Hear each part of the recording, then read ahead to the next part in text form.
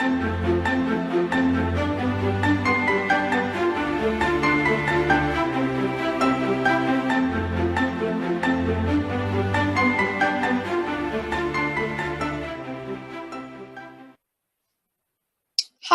my name is Diana Karamakoska, and in this video we will be looking at how to apply motivation. When we are trying to apply motivation in our health professional settings, we need to look at the 5 A's: asking, advising, agreeing, assisting, and arranging things with our clients. This video will delve into these 5 A's in more detail. When you sit down and have an interview with your client, there are a number of things to ask, and you can do this through open-ended inquiries or through a set list of forms and questions. But you must ask one question at a time and try to paraphrase and reflect on what they are saying to you. It helps to be able to stay silent during appropriate times, and this will enable your client to further explain their point or issue they are having. Be mindful of your own body language as well. Remember to maintain an open posture and have wide gestures so that they can view you as being interested in what they are saying. Also look at the client's body language. Non-verbal behavior such as having your arms crossed or not engaging with eye contact may indicate that there is something wrong and that they are not openly able to discuss it yet. And try to gauge the patient's readiness to accept advice. It's also worthwhile assessing the patient's knowledge about their chronic condition or the problem that they're suffering from. And ask the patient, what do you perceive to be the most challenging barriers? Recognize the physical, social, and economic barriers that they currently may be experiencing. And also provide the patient with personalized feedback and results as to their initial tests or assessments that you have made. You can then determine their level of conviction and confidence regarding targeted behaviours that they wish to improve. When we take this into the group setting and we're working amongst a team of health professionals, we can employ the convictions and the confidence rulers that were discussed in the interview and have everyone in the team be knowledgeable on them. You can prompt staff or team members to collect or update key behaviour statuses at each visit.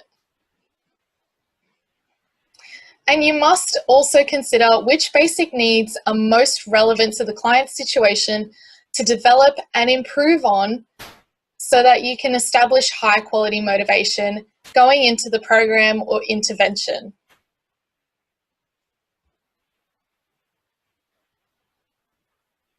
Now, when we're advising our clients of information or programs, you need to ensure understanding is met by your patient or client. You need to be aware of the different learning preferences that individuals may have. Try to provide personally relevant, specific recommendations for behavioural change or intervention methods. You can relate the patient's symptoms or lab results to their behaviour, and this will show them the impacts of the current issues they are facing. Inform the patient that behavioural issues are as important as taking medications, and this will get them to think about how they can change certain lifestyle activities in order to change their behaviours. Try to provide specific documented behaviour change advice in the form of a prescription. Again, this will increase adherence in the intervention stages. And try to share evidence-based guidelines with patients to encourage their participation. This will encourage the closing of the loop of knowledge so that they are fully informed and aware of their options.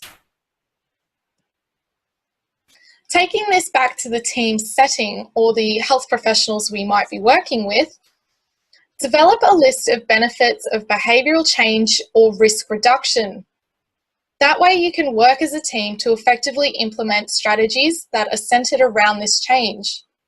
Try to also develop a list of common symptoms that can be combated through behavioural change or through the intervention methods in order for that to be improved in the patient. And try to provide prompts to have the physician be made aware or through calls of any trouble taking medication as prescribed. When we are advising our clients, we are trying to promote ownership. You must provide a rationale as to why you are advising them of the information you have given. Furthermore, it will relate heavily to the intervention programs that you have selected to give them as options to pursue in the program. And provide choices when appropriate. If there are alternative methods, make that clear to them and go through each of these with the client to give them a detailed breakdown of what's involved. The use of language here is also important. Avoid controlling or guilt-inducing phrases that start with, you need to, you should, and I want you to do this. Instead, you should use autonomy supportive phrases like, there are a number of things you can do better. For example, this. If you do this, then you can expect this outcome.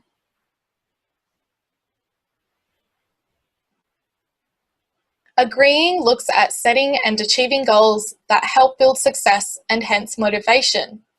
You can use shared decision-making strategies that include collaborative goal setting between yourself and the client, and also with other health professionals.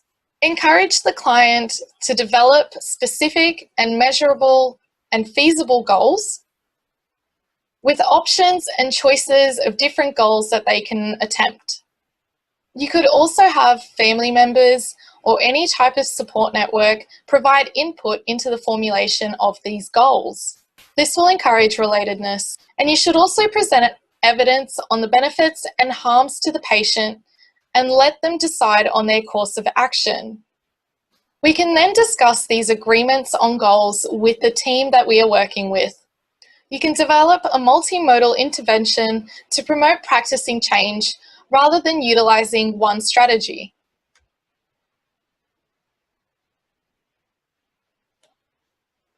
When we start looking at SMART goals, we draw into the last two of the 5 A's.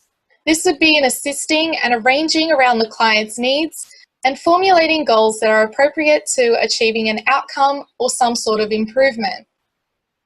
Setting a SMART goal increases the chances of success. To follow SMART, the goal must be simple. It is clear and focused, especially in the early stages of rehabilitation.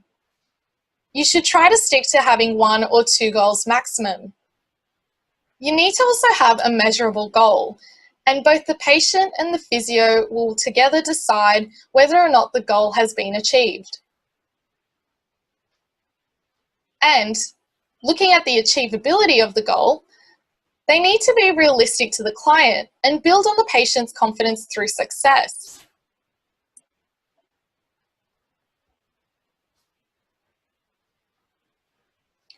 Having the goals recorded by both the patient and the professional encourages adherence and will increase the quality of the motivation.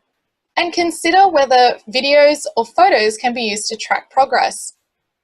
So for example, in weight loss settings. And another factor that goes into the SMART goals is time-based. You need to have a specific date by which the goal will be accomplished. So for example, I will take brisk walks for 20 minutes 3 times before my appointment next week.